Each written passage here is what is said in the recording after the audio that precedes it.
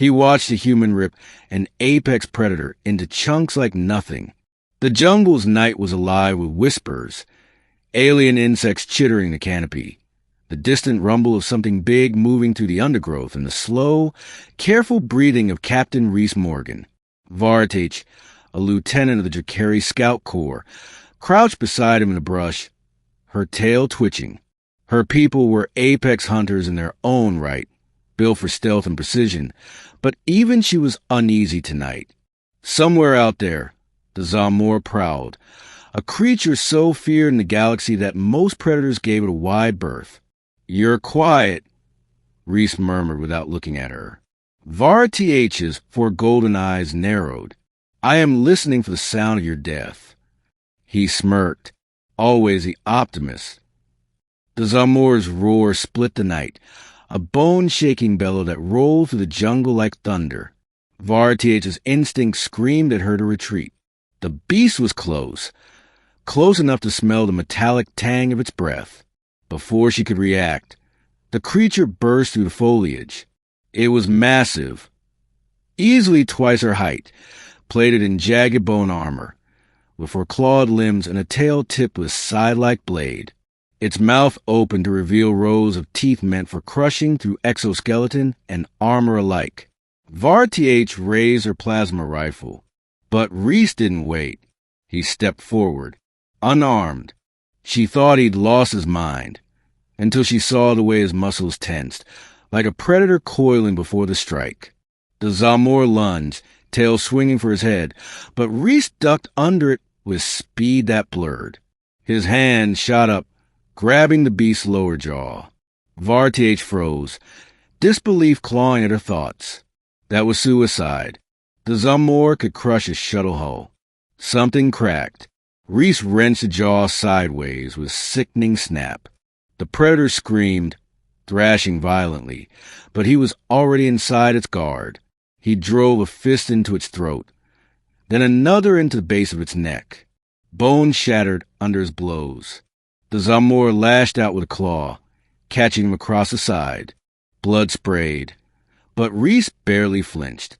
He grabbed the creature's arm, twisted until a bone popped from its socket, and tore it free in a spray of black ichor. Vartach's mouth went dry. Humans were strong. She knew this. But this wasn't strength. This was something else. The Zamor staggered back, trying to retreat, but Rhys didn't let it.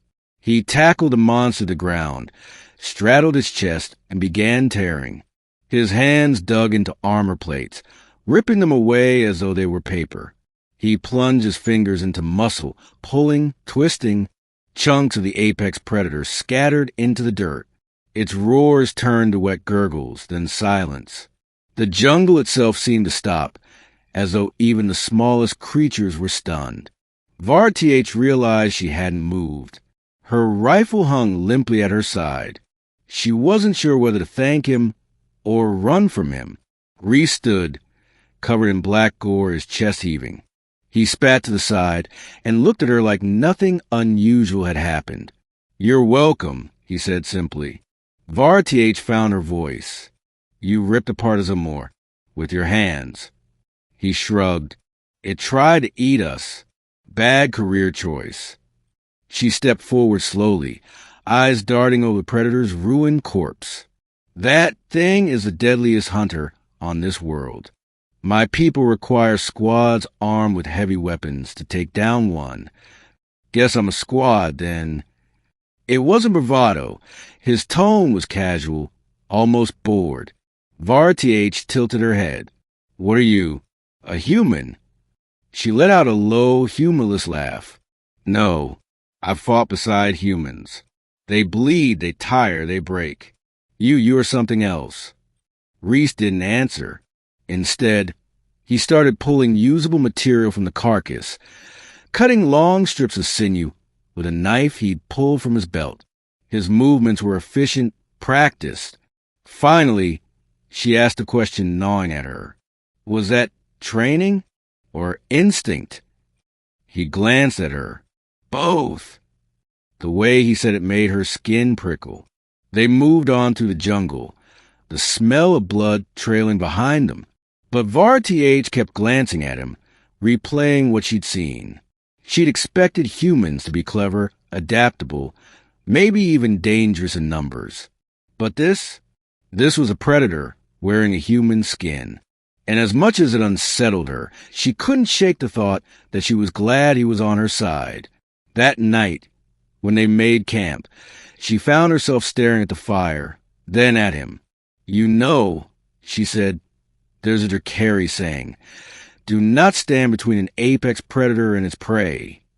He looked up from sharpening his knife. "Yeah." She nodded toward him. "I think we need a new one. Do not stand between a human and its mission." He smiled faintly, the firelight catching in his eyes. "That's probably wise."